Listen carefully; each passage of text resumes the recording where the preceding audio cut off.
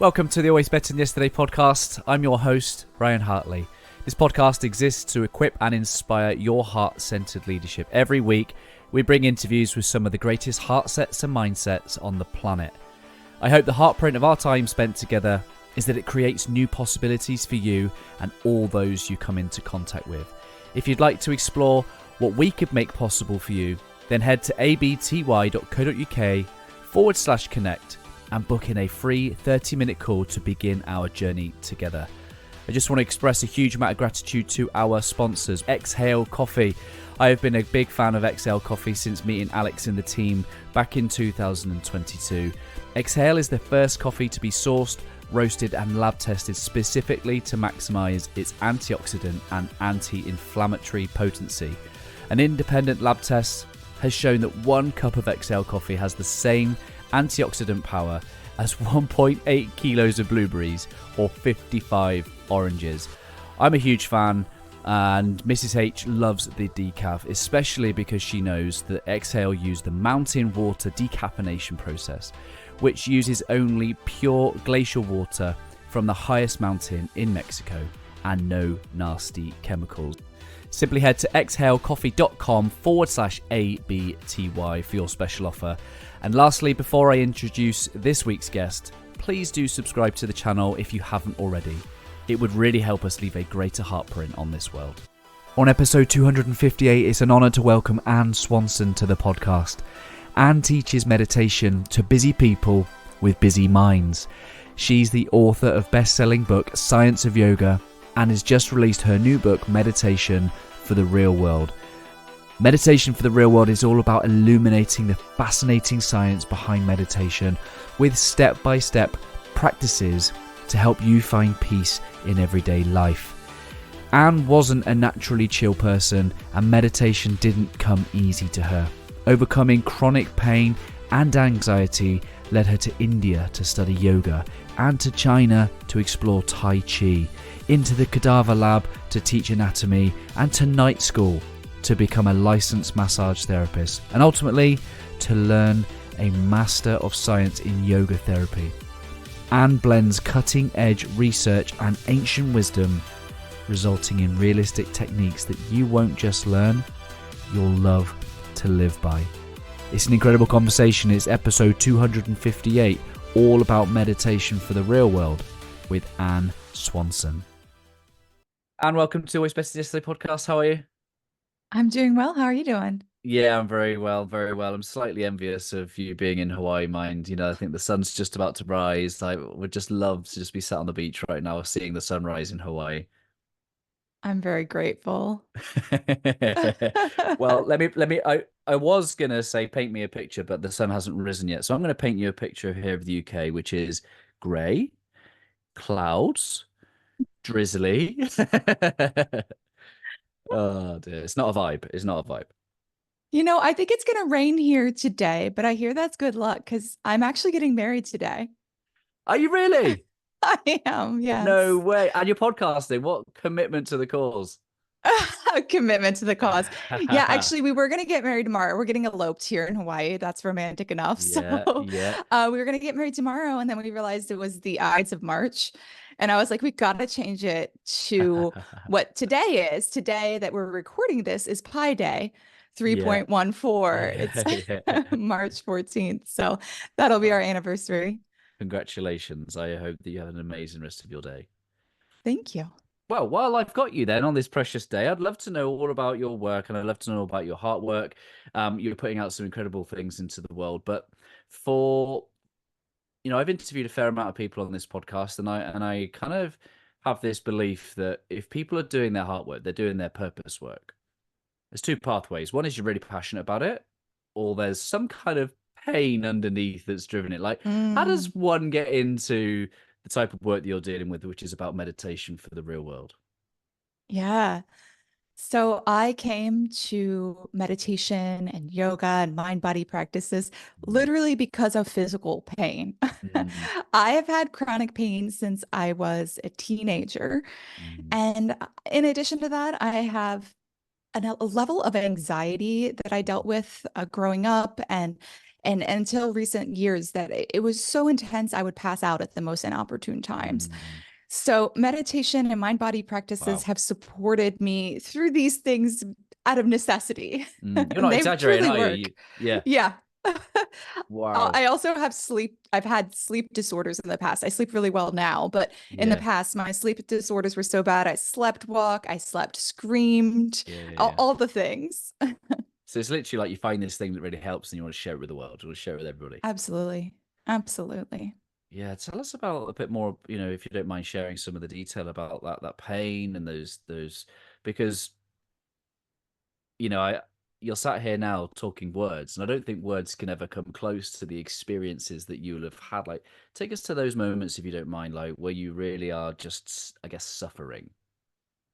Yeah. So I had pain as a teenager that led me to stay home. And I remember my dad would like massage my legs and my joints, and I thought this was just kind of normal. Mm. And then I realized, in college, after having a couple drinks or having an all-nighter for school, I mean, my level of pain the next day was Mm. so intense, I was bedridden.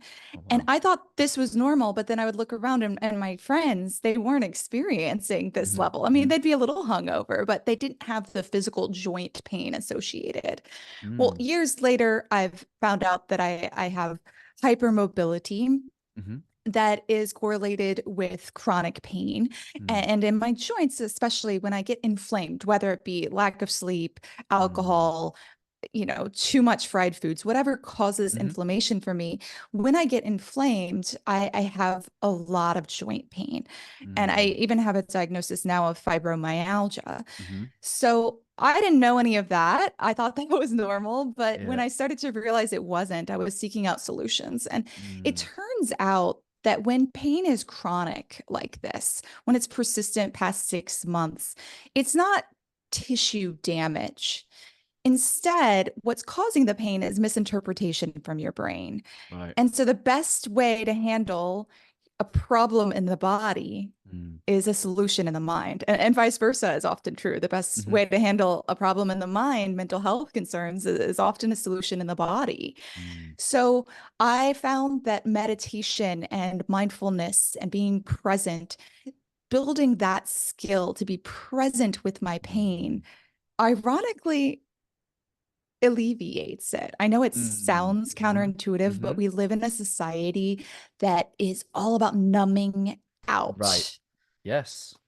Yeah, I have tinnitus, and for in my younger years, particularly, so I think I had it started when I was in my 20s, and the more you fight it, the angrier it gets. It's Mhm. so sometimes it's like looking into it, going towards it, which is like counterintuitive. And I think that one of the things that I really like that what you do in this incredible book, this is your second book. So your first book is all about the science of yoga, which for those of that are watching, they can see over your shoulder. And the slightly smaller book, but incredibly powerful, is your new book. Yeah, meditation for the real world. Like, I was describing this to a friend just before coming on. It's just one of those books that you could just pick up. It's like dare I say, like a Bible of, just you've got so many different possibilities for people in certain situations across their health, their body, their mind. In any given situation, there's tips for meditation, like you say, for the real world. But one of the most powerful things you start to do, which is define what it's not. And I think there's this big myth busting misconception that has around meditation. Yeah, people think I can't do meditation because my mind wanders too much. Right. Well, guess what? That's more reason to do meditation. All Yeah. of our minds wander Yeah. so much. Harvard study shows that our minds wander 47% of our waking hours. We're Wow. thinking about something other than what we're doing. But Mm. what's really compelling about this large study is that when you were thinking about something other than what you're doing, whether it be doing the dishes or having sex, when you're thinking Mhm. about what your list of things to do tomorrow Mm. was, you were not happy. And when you were Mm. thinking about what you were doing, when you're present in that activity, maybe you're doing dishes Mm. and you're Mm. dancing, you're feeling the temperature of the water on your skin, when you're present, whatever the activity may be, people were happy. So it Mm. seems like presence and your ability to be present is the Yeah. cause of happiness, or one of them at least. And so this is a skill to learn. This is boot camp for your focus. Yeah, Meditation yeah, is yeah, going to help you if your mind wanders too much. And your mind will wander during meditation, because meditation is not stopping your thoughts. It is yeah. stopping believing your thoughts, believing the stories in your head. Mm. Yeah, the tagline for the book is finding peace in everyday life. And one of the things I've been playing with recently is that peace is presence. Peace is Mm, available in the moment. Peace is like a state, whereas like happiness for me requires a happening. And I think that mm. kind of that transition, that difference that I've been wrestling in my mind kind of really makes sense to me. And I think what you're putting out is a real testimony to that, which is the presence and being able to fully soak in those those moments. I've got young children as well, and it's very obvious that if I have my phone anywhere near my spirit or my body, then I am not fully engaged in what's ever happening. Do you know what I mean? And I Yeah. think I have um a motivation, shall we say, because you see how quickly they grow. That my son's 11, my daughter's 8. Like, I ain't getting that time back. When Yeah. when you see how quickly they grow in front of you, you think, oh, if I blink, I'm going to miss it. And Yeah. it's amazing how many of these things are just in plain sight that are just taking us away from that present moment. I think Sadhguru, I love like one-liners from like books, and I think Sadhguru says, um, "There's no such thing as be here now. There's no such thing." He says because you already are. The question is, do you have access to it? Hmm. And I love that because it's a real challenge to us to say, actually, you already are here. There's no be here now. You already are. The question is, will you create the right conditions in your body, your mind, your spirit to be able to gain access to this present moment? Yeah, I love how you say, happiness perhaps requires this happening. I prefer the Mm. word joy, like to Mm. enjoy is an intentional thing. I'm Yeah. enjoying this. I'm choosing to be in Mm. joy. But most people, when you ask them what they want, it's to be happy, Right. right? And And so yeah. that's what the researchers look at. They look at happiness. It's happiness Mm. research. But the semantics of it are interesting, is that it's truly a choice, whatever you want to Yeah. call it. That presence, that peace is a choice Mm. that you can practice. Mm. Meditation is not a like natural thing to focus Mm. like that. It's something you learn. It's like a Yeah. skill, like reading. You learn the skill and you get better and better at it. And when you learn that skill, it opens up new opportunities. It Mm. opens up so much more for you. Yeah. I was I've seen some of your content. You're a self-confessed nerd, and I was an analyst back in the day in a previous life, so very much in my mind, very much thinking, strategic, um, always busy, right? Sometimes thinking now, sometimes thinking next week, sometimes like always in my mind. So coming to the practice of meditation was less than comfortable for me. Like, and I'd sit down and like when you say it's about not getting rid of your thoughts, I heard something which was like, it's like trying to get rid of your thoughts is like trying to go on the freeway and stop a car. Like, you don't want to be doing that. You don't want to be doing that, right? And this advice was, imagine you're sat at the side of the freeway, and then your thoughts are the cars, and you just observe them come in and going. And I was Yes. like, oh, I can get on board with that. I can get on board with that analogy. It's about learning how to detach from and be able to observe. And I think that in the early days of my kind of, I say, meditation journey, I don't have a established practice, shall we say, but that was really helpful for me to begin with. Just this not needing to meddle, not needing to do anything with, just learning how to just, oh, that's interesting. I think a lot of people struggle like you in developing that Mm. established practice. Mm. That's one of the other kind of things that comes up, is like, I don't have the time to meditate. Right. There's a But great one-liner in your book, ironically, though. yeah. Well, it's the more I meditate, the more time I have. The more time I meditate, the more time I have. And it's like, it's so Uh-huh. annoying. Yes, one of my business mentors, Marie Forleo, said that. And she has ADHD. So she finds that when she meditates, it helps her like really prioritize, really figure Yeah, out what is 100%. important and weed out all the distractions. And Mm, and I find that too. And so that is the ironic thing about it. yeah, yeah. But also, we think we need to sit down for 20 minutes on a cushion on the floor in a perfectly Mm, quiet mm. environment. And it has to be all zen with, you know, Tibetan singing bowls in the background. But the thing is, the cover of the book is somebody sitting on a subway, Yes, on a yes. train, and they are surrounded by people hunched over their phones, Yes, yes, scrolling yes. while they wait, filling that moment with Mm, Instagram or emails. And she's the only one that looks at peace. She's grounding mm, her feet down. She's sitting tall. mm, She has headphones on. Perhaps she's listening to a guided meditation or maybe just a mm, song that she's very present with. You can have mm, your eyes open. And instead of scrolling while we wait, which is not good for our mental health, mm, meditate mm. while you wait. Even Yeah. 1 minute meditations count. Yes. So what is meditation? Meditation is focusing in a relaxed way. And Yeah. that's the key is that it's in a relaxed way. Because if you're Yeah. like, wow, my mind wanders so much, I'm so bad at this, that's not Yeah, relaxed, yeah, right? So when your mind wanders, you look at that as an opportunity. Oh, okay, this mm, is me bringing it back to presence and building that skill, like going to the gym, you're doing your mm, reps, right? mm. You're coming back to presence, and that is changing your neural Yeah. activity so that you get better at that through your everyday life. Yeah, so much of it is just surrender, surrendering to the process, and it's, just letting it happen. And I was listening to one of your earlier interviews, and you talk about how there was something where you tense all your muscles and then you release, and it almost presets you ready for the meditation because it's that act of, okay, fine, I'm Ah, sinking surrender. into this. Yeah. Yeah, yeah. So I came to meditation through yoga. My first book is Science of Yoga, and that was really what brought me to these practices. And most people, I wanted the physical practice. That's what Mm, attracted me, and it did make my anxiety feel better.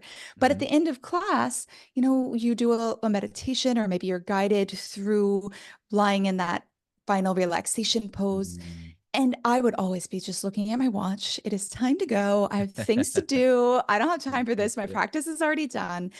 And then one time, a teacher did that technique, and we can do it now, and your listeners can do it at home, just a very short version of it. Take your shoulders and squeeze them up toward your ears, and pucker your lips, and squint your eyes, and squeeze your face, squeeze those muscles, and sigh it out, release and drop your shoulders down. We're going to do it 2 more times. So once again, inhale, squeeze up, squeeze the face, and drop them down. Last time, squeeze, squeeze, squeeze, make a silly face, and release it down and feel the shoulders with the next few exhales dropping, sinking. Now I know what this is. So, this is called progressive muscle relaxation, Mm, PMR.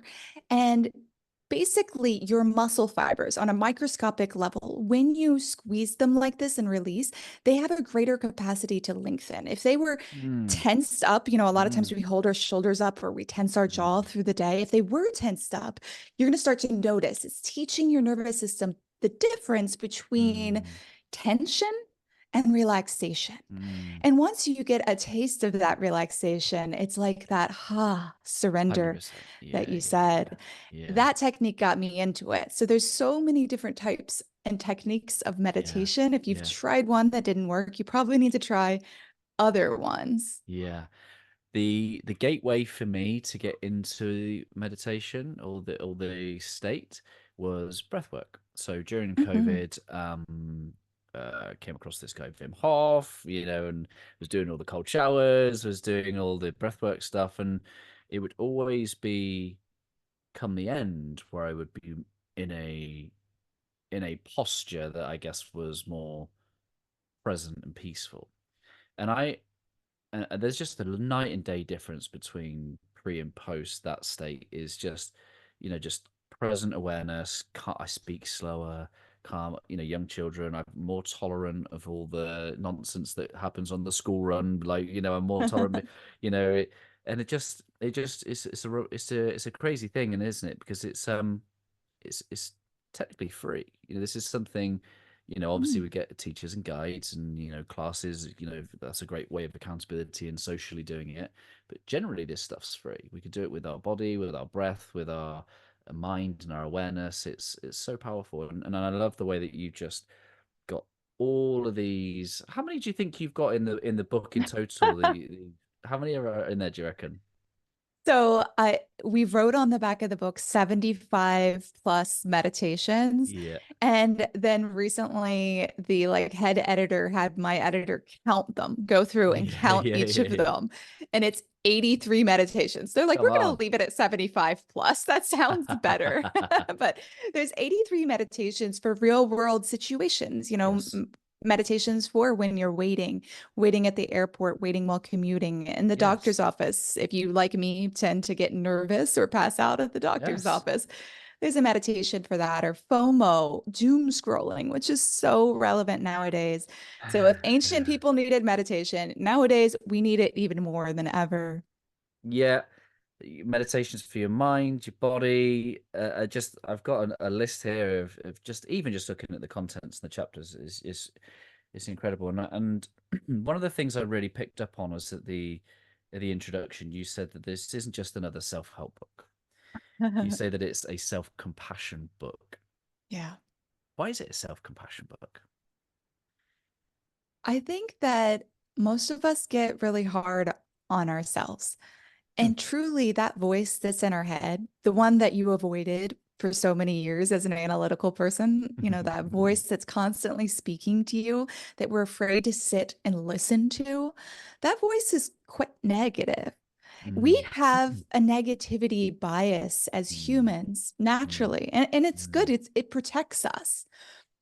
But the thing is, you are safe reading that email. A saber-toothed Mm. tiger isn't going to come and get you when you read that stressful email, but you're Mm. releasing the same chemical cocktail as if it were. Yeah. So when we realize this, when we realize that we don't need to believe that voice in our Mm. head, we are Mm. able to step back and become an observer of it Yeah. rather than in constant conversation and debate and listening to it as if it were truth, then we have a new perspective. We're able to shift our thought. Our thoughts naturally shift to be more Yeah, compassionate yeah, towards yeah. self and others. You know, I have a Christian faith, but I also observe, many of the spiritual ancient wisdoms of, and they all point to this technology of meditation, right? This tool of meditation, and life was different back then. They weren't having to. I think life's a lot busier and more complex now than maybe it was back then, and they talk about the importance of meditation, and but what they didn't have access to back then was the science to be able to test it, Yeah. which is wonderful, right? We get to understand. So, what is going on during meditation? What's happening? What's changing? Why is it like leading to these wonderful results? And neuroscientists are just beginning to uncover what these masters have known for ages. And there's a Mm. reason this has stood the test of time, right? It really does work. So, in the moment, there's a brain state change. And Mm. then, longer term, after weeks, months, years of meditating, there's a brain trait change. So the brain Mm. state changes in the moment are things like your brain waves change. Your brain waves are probably right now in beta, which is Mhm. like thinking and conversing. And as you're listening to this or us talking, Mhm. and you go into alpha brain waves when you meditate most often. That is that Mm. relaxation state. In most areas of your brain, you go into this state of coherence and relaxation. Mm. And also, meditation has been shown to bring us through other brainwave states. Like delta brainwaves are typically only seen in deep sleep, but specific Mm. meditation practices, recent research has shown we go into delta brainwaves, getting that Mm. rejuvenation effect of Mm. sleep. Or theta brainwaves, your kids are constantly in theta brainwaves. It's this creative, Mm. present, state of mind. And as adults, we go into them less, but meditation brings us into theta brainwaves. So your brainwave state is going to change, as well as you releasing endorphins. You Mm, release these feel good chemicals, basically at pain relief chemicals mm, mm, too, mm, right? They're in endogenous morphine, internal morphine is released. mm, Our inner pharmacy inside of our brain, we have access to all the chemicals we get as drugs, as yeah. medicines that are manufactured in the lab. And you begin to balance out these hormones and neurotransmitters with meditation. Mm, Melatonin is another great example. If you can regulate your melatonin levels naturally without having to take a pill, you can watch the sunset and be in meditation, be mm, present, really look at the sunset. The reds and the mm, warm colors in the sunset are going to help you release melatonin. mm, That's going to help you sleep better. So mm, there's lots of things we can do with science to enhance our practice. And then long mm, term, of course, long term, our brain physically changes. mm, So within weeks, months, and then definitely after years of practicing, your brain tissue gets bigger in mm, specific mm, critical areas having to do with mm. focus, memory, emotional regulation. Yeah. And what happens as we get older, or if you deal with chronic pain or anxiety like me or trauma, is your brain Mm, deteriorates, especially in those mm, critical areas, which is why brain fog is so common in so many of those conditions, mm. and also just memory lapses as we get older. But meditation preserves those areas in your brain, in essence, keeping your brain Keep it younger. young. Mm. But it helps every system of your body, not just your brain. Yeah. I just teamed with a neuroscientist, Dr. Sarah Lazar, on this book. So it has a lot of the brain science, but also, it talks about how it's going to help your immunity, less sick days at work, your mental health, your cardiovascular health. That's a huge Mm. area of research for Wow. meditation and something really needed in society, lowering your blood pressure and cholesterol. You said the word coherence, and I was fortunate Hmm. enough to interview Dr. Deborah Rosman from the HeartMath Institute a couple of years ago, and Oh, I cool. think even here in the UK, I think the England football manager Gareth Southgate has introduced meditation practices, type coherence practices with the players. I'm not sure the internal motivation for him doing that, but certainly, whether there must be a performance element that he's doing it, Oh, but yeah. I also think about team cohesion. I also think about self leadership and clarity, and being able to perform at the best. I think even in the All Blacks, they're one of the best teams in the world. The rugby team, they had a mental skills coach, Dr. Kerry Evans, and he talked about red brain, blue brain, and just having this just awareness how coming into the state of the brain where you're able to be in coherence, you gain full access to the you know the I guess the prefrontal cortex, your ability to be logical, rational, make smart decisions, because I guess we know that hot-headed, red stress is not always going to be the best for us in high performance and leadership situations where we do need to be cool, calm, logical, and Yeah. emotionally regulated. Yeah, this state of coherence is like a state of calm, a Mm, state of in that parasympathetic nervous system yeah. state that relax, digest, and rejuvenate. And Mm, there's something called coherent breathing, since you're mm, into breath work and that's really supportive for mm, you. mm. Coherent breathing in the research is about 5.5 breaths per Yeah. minute. It's Mhm, in that range. Now, interestingly, I talk about this in the book, is that when we chant, when we sing songs, whatever it may be, like throughout different cultures, Ave Maria and Catholic Church, or Om Mani Padme Om in a Tibetan culture, They tested all these different songs and what state it brings people in. And they found that it is preparing them for the ceremony, for the religious experience, for whatever it may be, by putting them in a breath rate of about 6 breaths per minute in that 5.5, 6 breaths per minute range, just by singing the song. Yeah, So it's so yeah. cool that Wow. throughout cultures we come to this perfect Mm, breath, as James Nestor sometimes yeah, calls it, yeah. is that rhythm. And coherent breathing, you can get into this state by slowing your breath down to about 5.5 seconds, a little more than 5 seconds for the inhale, and a little more than 5 seconds for the exhale.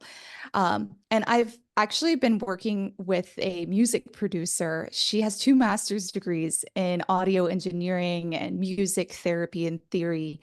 And we put together an album of meditation music that has been engineered Mm, to optimize your brain waves for practice. So for people mm, that are like really into music and music helps them be present, this can mm, be a great resource for this.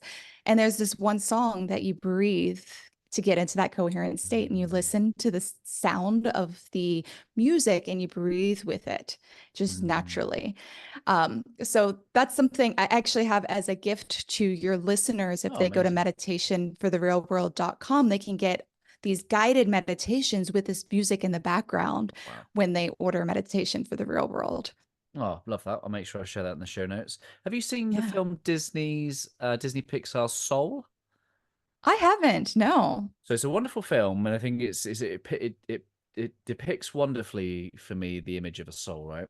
And it, whether you believe this or not, it talks about the soul, how it chooses its path and its destiny before coming to this earth, inhabits a human shell, and the purpose of the soul is to experience itself, right? And in the film it shows moments of flow, moments of joy, moments of meditation, and you can see the soul do something like it almost transcends the body, and they go off into this kind of like soul world, right? It's been a while since I've seen it, and the reason I say that is because there's this guy, you know, the people on the streets that hold signs for like where the store is, or come and get some food at Subway, or other stores are available. Yeah. Yeah, and this guy is like spinning his stein round. Yeah. He's having a great time of it, right? He's in pure flow, and his soul transcends to this, you know, the field, shall we say? And he's clearly in a Zen like. Can meditation be movement? Yeah. Um, meditate, you can have meditative movement, and I teach Tai Chi and yoga also. There's this meditative movement component.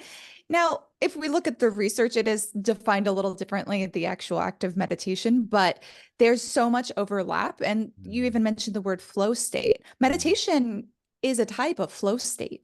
It mm, puts you into that flow state and helps you go into flow state in your everyday life quicker and longer and stay there. It's yeah, like boot camp for that too. yeah, yeah, yeah. So, yeah, I find that if I can meditate before doing a work project, I'm also going to go into that state. But for a lot of people, we need to move first. You know, the Yeah. yoga practice, it's not just the poses as people think it Yeah, is. yeah. It's an 8 limb process, and Yes. the breathing is before the meditation. So you do the physical poses, you do the breathing, and then Mm, you do meditation. The last 4 limbs you could consider mm, meditation.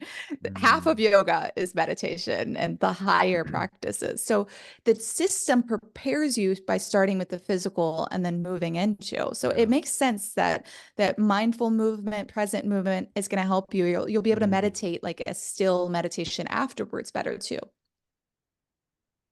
The eighth limb is the Samadhi, which is Hmm. a, you say, is a higher state of being, Yeah. liberated from suffering.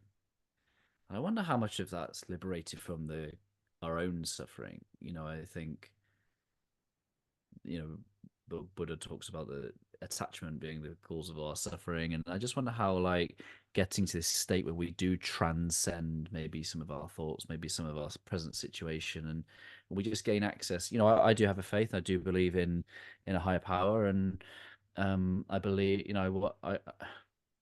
But I also, I've had an interview with Neil Donald Walsh, who wrote Conversations with God, who his controversial work actually says that we are fractal expressions of that divinity. So I believe in a higher power, but I also believe that we are expressions of that higher power. Yeah. And I And can think, connect to it right. deeply. Well, not only can we connect to it, but we are a living expression of that. Yeah. We're an And, embodiment of it. right. And therefore, when we're in these states, we come back to the presence of realization that we are that, that feeling of oneness, harmony, grounded, connectedness. It's almost like we remember the truth of who we are. It, meditation gets you in touch with nature, but it truly gets you in touch with your true nature, Right. which is connecting with the source, nature, Mother Earth, God, the universe, all Mm. of it. Mm. Others, compassion for others, connection for Yeah. others. That's a side effect of meditation. Medications have so many negative side effects, but meditation has positive Right. side effects. You Right. become more compassionate and patient with 100%. other people. Your relationships improve. Yeah. The fruits of our spirits are more like patience, love, self-control, and kindness, and all those, but you said the word boot camp. And people Mhm. understand that to go to a physical boot camp, if they want the body on the other side of it, they got to put the sweat and tears in, right? But what you're saying is, if you want access to the states that we're talking about, it's a practice. It's a boot Yeah. camp. It is a put yourself in and learn a skill, but it is one of those skills that will compound. Because I think this idea of calm before the storm actually should be phrased um, calm within the storm. Because this is what The eye we of the storm. Right, the Yeah. eye of the storm, because this is what you make possible, isn't it? By, my background was policing. I did 12 years in the UK police service, and you Mm. can't get away from the stress and the pressure. You can't get away from there's an emergency happening. But what you can do with these techniques, and I'm not saying run off during an emergency and sit down and have a 10-minute meditation on a mat. What I am saying is if we can learn these anchor points, we can come into that presence and gain access to that state more readily because we know our capabilities. We've got the muscles to be able to do that.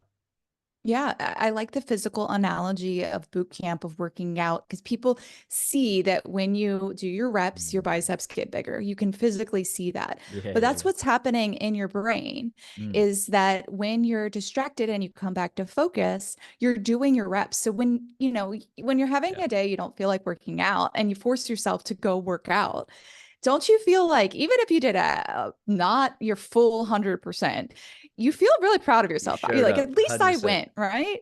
That's what those tough days meditating are. Those are those like, okay, I'm going to do it anyways. I'm really distracted because I'm mad at my friend. I'm really Yeah, yeah, distracted yeah. because something didn't go the way I was hoping it would go, or because my kids are screaming right now. Yeah. But you're really practicing accessing that peace that you speak of amidst the chaos. So if there's Mm. noises in your meditation, that's even better. It's an Mm. opportunity to practice more. You don't need perfect silence. You can do this anywhere, anytime, and meditate while you wait in the waiting room of the doctor's office. That's what I Mm. have to do. Right. That's the true test, isn't it? I remember I got into meditation, obviously doing the breath work, and I'd go to a gym. It's not your average gym, it's a little studio, and the guy was, we would do the breath work, and I always remember just opening my eye, just having a look around, just to see, what should I be, what have we finished yet? I was watching the clock, and I'd get to the point, Yeah. and just so aware of all the stuff around me, and it was like, oh, squirrel, like. But it did take time, it did take practice, and it did take, being able to get to that and just go through it. Like every time I got to that, if I was like, oh, here I am again, I give up. You just have to keep, not persisting because there's a funny energy with persisting, but it's trusting the process. Yeah. And I mean, aren't you glad you learned how to read? That was a hard process to learn how to Right, read right, right. too. Yeah. But now it opened up so much in the world to you. And it's the Yeah. same. A portal becomes open, a portal to presence. Mm. What about little ones? What do you think about meditation for little ones? We talked about with them going around, but what if they were to join? What would the gift of meditation be to young people if they learned it at such a young age? Yeah, I have a section in the book of things you can do with children. I mean, for Mm. teens, the whole book is applicable, right? You're Yeah, able to yeah. do any of these meditations. But for children, you can adapt it and make it a game, incorporating the breath work, Mm, drawing a rainbow with them. And then you breathe as you mm, trace the rainbow with the colors. You breathe in and mm, out. So making it a game, or physically using your body. That tactile sensation can be great. I've even seen this mm, with like 2, 3 year olds, is that you're having a temper tantrum and you're overwhelmed. So we know that left nostril breathing and slow breathing, deep breathing, is calming. It's calming for us adults. You know what? It's calming for children too. So you can take your thumb, or have them take their own thumb, but you demo on yourself and cover your own right nostril, and you breathe through your left nostril. And you have them take 3 deep breaths together. So little things that you can do to make it more like a practical for them. But the biggest thing you can do, it's for your children, mm, is meditate around them. mm, The calm is contagious. mm, The nervous system states are contagious. We call this co-regulation. They will pick up on that energy, but mm, especially if you do these 1 minute meditations that I have mm. scattered throughout the book, where it's like, little moments, you're about to blow a fuse, you're feeling frustrated. You could even do a Yeah. 1 breath meditation. Let them see you. Close your eyes, take a deep breath, and change your state. The Mm, example is going to be the biggest thing you can do around children, is yeah. doing it in their presence, showing them that it's important to you. And even those little pauses, those powerful pauses you integrate into your day, they're going to see you doing that, and it'll make a difference. Yeah. I think one of the downfalls of social media, for all the goodness that our ability to connect and share and learn, is that everybody um, has the ability to share stuff with the people. It's great that we can share, but it's also, and in the hand of influencers who've got meditation, and they'll go off and they'll sit on a rock and they'll put their fingers in a certain thing and they'll look like they're in meditation. Like God knows how they set up the tripod. So they're giving the impression that. So what that does is to people is it gives a preconception of that's what meditation needs to look like. Yeah. I need to be on a mountaintop. I need to be on a beach. I need to have my fingers in this certain way. And I love that in one of your sections you've just got like about what should I look like? What should I do with my hands? Like because you just have to break the preconceptions. There's a freedom. This doesn't have to look or feel a certain way, does it? Yeah, there's so many common questions that people feel like I'm not doing it right. And I actually feel like there's so many gurus and teachers that are like, my meditation is better than your meditation. My Oh, meditation works the yeah. best. Listen, whatever Set the ego. meditation, Yeah. yes, that's ego. So first of all, it's missing the point. But the Yeah. best meditation for you, the absolute best one, is the one you're actually going to do, the one you're going to enjoy and come back to. Yeah. And that might mean you need to try some different techniques, and also try different techniques for different circumstances, because the meditation for depression is different than one for anxiety. One for grieving is different for one that you're going to do for focus right before a work project. Can you talk into some of those differences? Yeah, so I wrote this book because of that. I Mm, felt like so many yoga teachers were just teaching really 1 or 2 types of meditation. Everybody knows mindfulness, be mindful, be present, mm, pay attention to, the common present focal points of your body and your mm, breath. So I went to a yoga teacher because I was having this problem. When I go to the doctor's office and the doctor is not providing compassionate care, they're mm. dismissing me. And, it's fight, flight, or freeze. I'm out. I'm on the floor. I'm shaking. I don't even know who I am when I come to from passing out. It is Mm. really discombobulating. Wow. And for days afterwards, I have this, adrenaline stuck in my system where I can't sleep. So obviously I'm like, how do I fix this? So they Mm, tell me, okay, so next time you're in that situation, notice your body sensations, notice your breath. These are the like classic focal points probably most of you have tried. So I go and I'm prepared. I'm like, all right, so I'm going to notice my body sensations. And then my heart is is that beating normal? Oh, what's faster. happening? Yes, exactly. So you feel like your body's betraying you. I taste metal in my mouth. I can feel myself getting paler.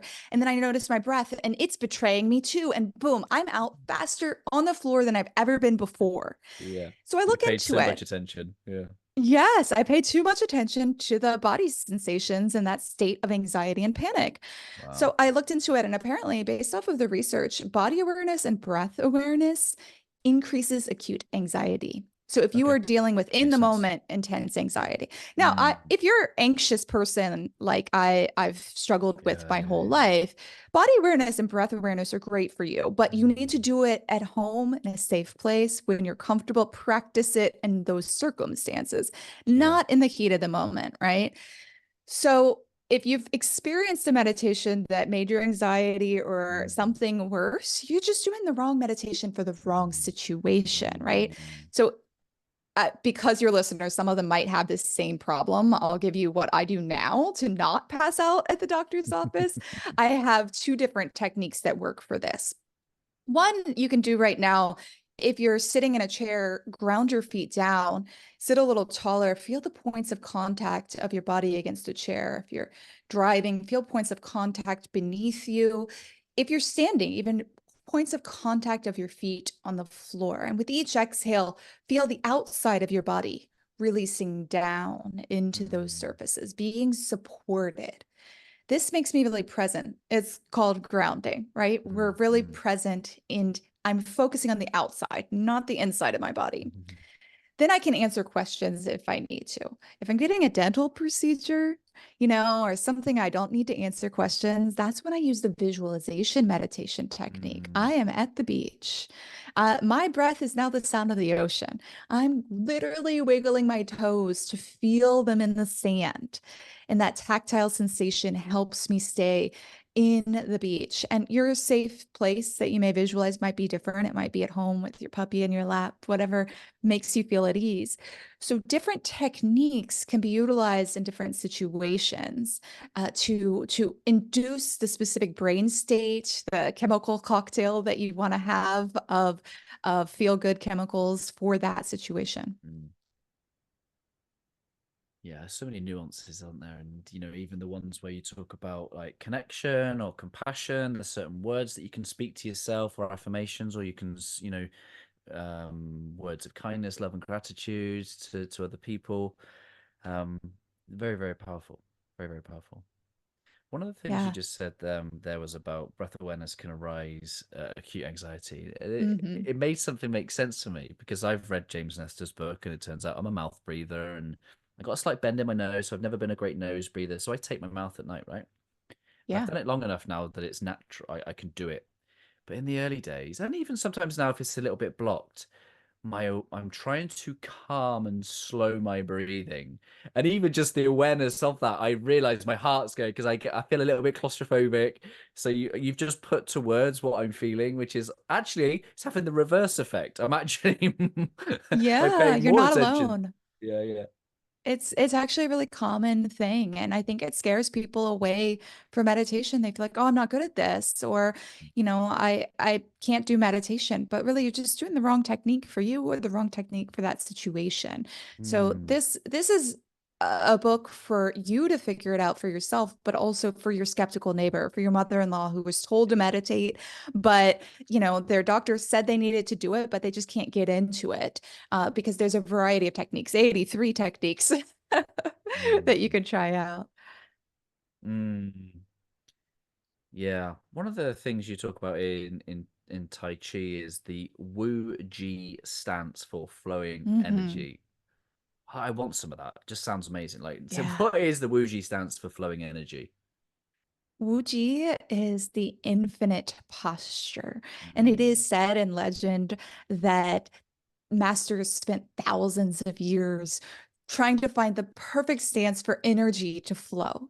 And this wow. stance is very different than our normal posture or than our like yoga tadasana, the standing pose and yoga, which is very upright and shoulders are, slightly back. This stance, your shoulders are actually kind of dropped. Mm, Your knees are bent.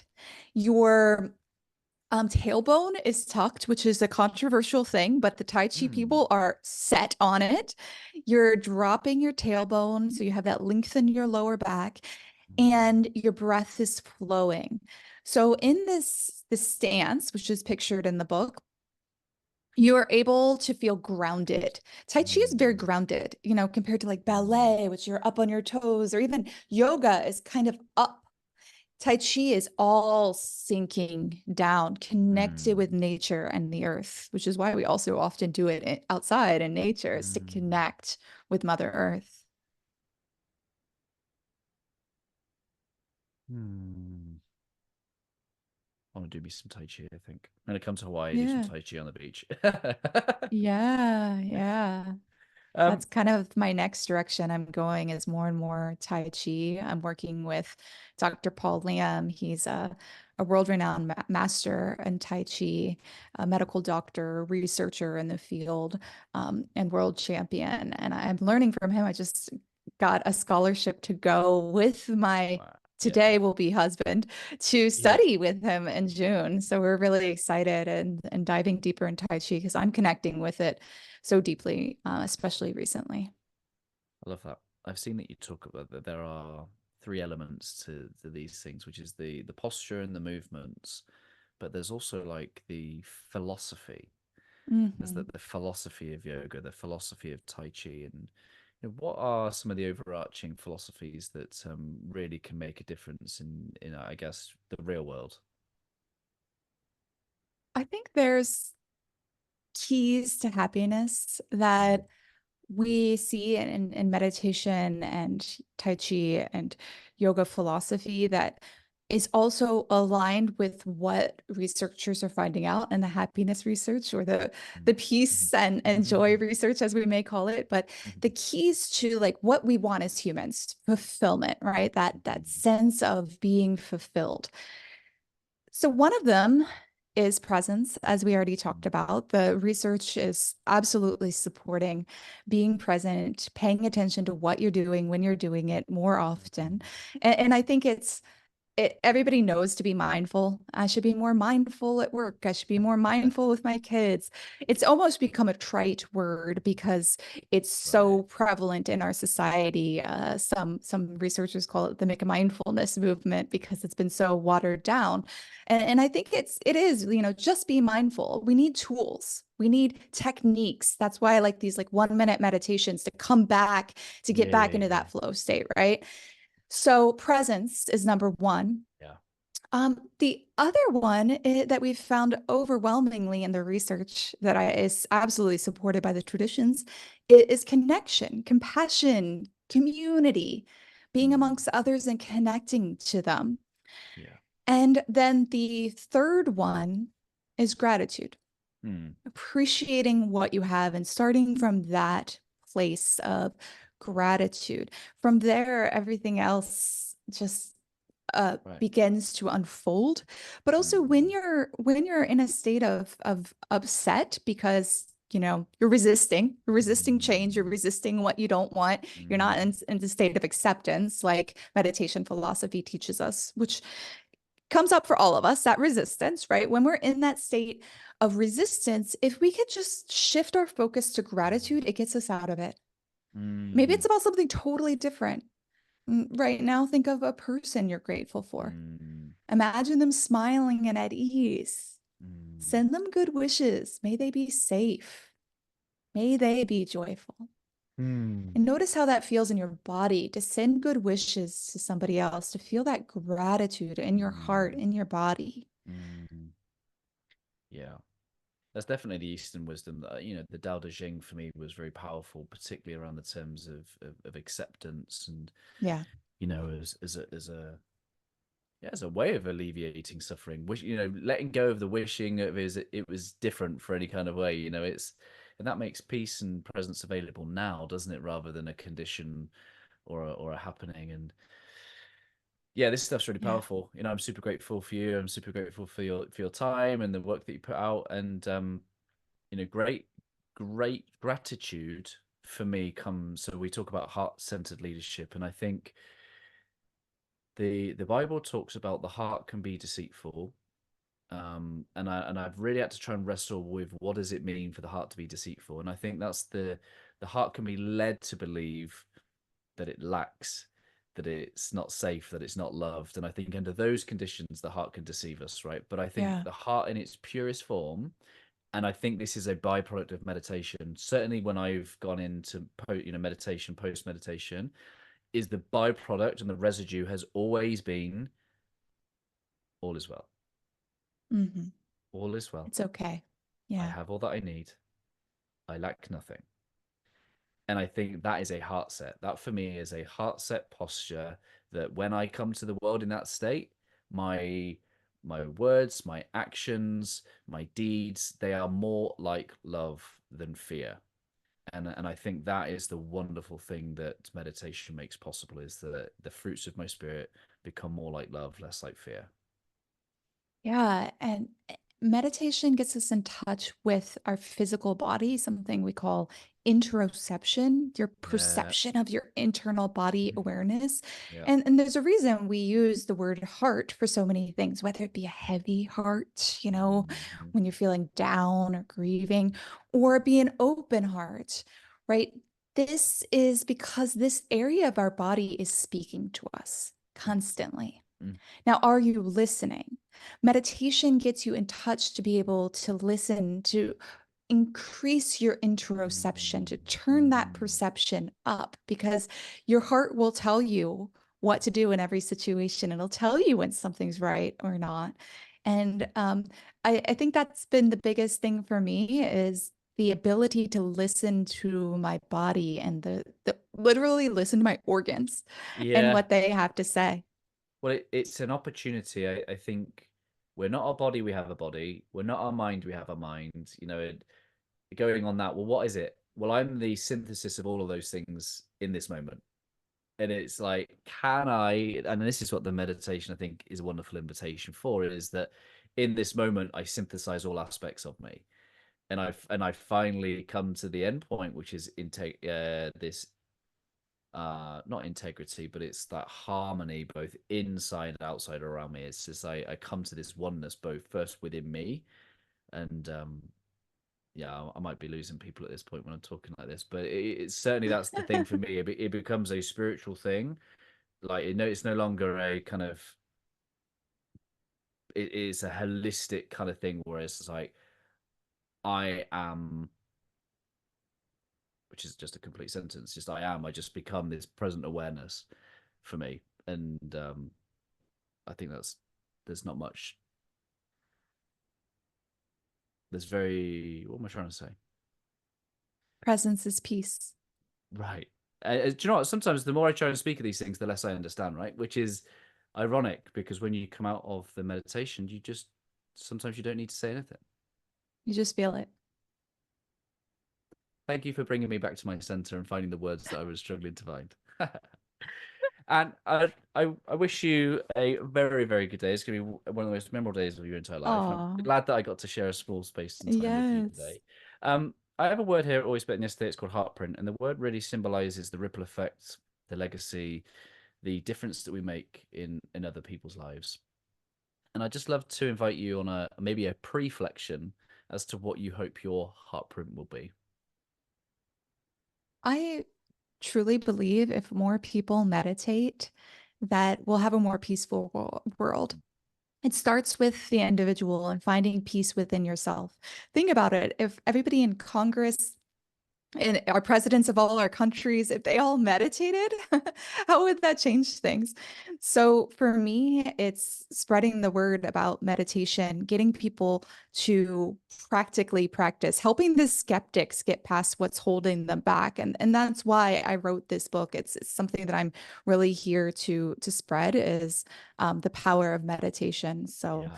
meditation for the real world was an act of heart and love for me to help other skeptics like me, to help busy people with busy minds get into meditation and realize that you can do it. Yeah, love that. You're absolutely right. And then sometimes you can beat people with the statistics all the time, but people need to remember that they are the most significant data point. Just Yeah. go and have an experience. Go and try it. Don't sit there and say, "Show me the papers, show me all this." At some point, you have to decide: am I going to try it or am I not? And I think that's for any seeker. That's the wonderful thing, is there's an invitation there to go and try that, and you're making it as easy as possible because the way that you've laid out this book is just there. You go, pick it up, pick a page, start your practice. Yes. Yes, you mentioned it being like a Bible, but we'll say it's like a handbook. You Yeah. know, it's not the type of book you read cover to cover. It's a type of book after you get past the introductions, you just flip to the page you need. You know, I'm really dealing with loss of a loved one right now. What do I Yeah. do? Yeah. Yes. Very, very powerful. Where can people connect with you? Where can they find out more about your work? Meditationfortherealworld.com is really where I'd like you to go because you'll get access to those guided meditations and figure out how you can get the book. Love that. I'll share all the good links in the show notes. And yeah, have a blessed day and a happy ever after. And just be honored if you leave us a final thought from your good self. Thank you. I feel so much gratitude, and I want to encourage your listeners to express gratitude through action. You know, if Mm. you enjoy this podcast, write a review for the podcast. You don't understand how much reviews mean to podcast hosts, Thank to you. authors. If you love my book, write a review. Write like reviews really get the word out. So say, you know, I was just listening to that episode with Ann Swanson, and I love this podcast. That'll really help him out. Beautiful. I appreciate you. Have a great day. Thank you. Hey, my friends, thank you for making it to the end. I hope that our time spent together today has left you a little bit better than before you push play. I'd really appreciate if you just took a moment to leave a review to allow me to meet more people where they are and hopefully leave them a little bit better too. If you're curious to know how I, through Always Better Than Yesterday, can serve you, your team, your organisation, then head to alwaysbetterthanyesterday.com to connect. And while you're there, let me know one or two things that you're going to do as a result of listening to this conversation. I absolutely love hearing your thoughts, your reflections, and the things that this spark in your own heart and mind. If you want more insights from my heart and mind, I do send out short episodes on a Monday, Tuesday, Thursday and Friday, and again, I hope that they serve you well. I appreciate you listening. I'm Ryan Hartley, host of the Always Better Than Yesterday podcast, a podcast for heart-centered leaders just like you. Keep leading, my friends. Always love.